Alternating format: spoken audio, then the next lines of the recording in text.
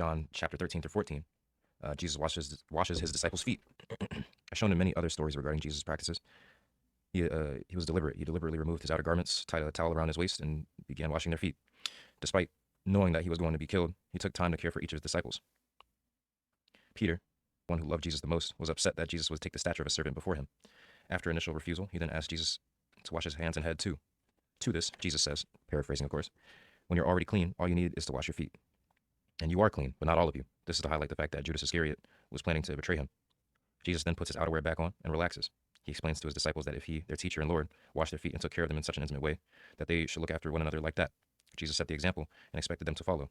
Jesus knew once again that it didn't apply to Judas Iscariot, so he said, I am not speaking of all of you. I know who I've chosen, but scripture must be fulfilled. Despite knowing he was going to die, Jesus obviously was still deeply troubled. At this point, the contextual sorrow is almost tangible if you read it.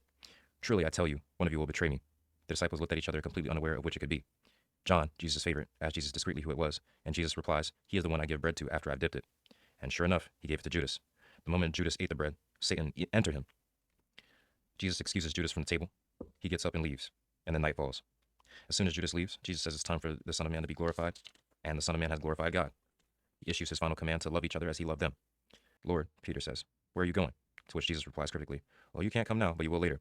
And Peter is frustrated by this because he knows internally that he would die for Jesus. But Jesus basically says, without saying, when you see what they do to me, you will deny me 3 times over before sunrise.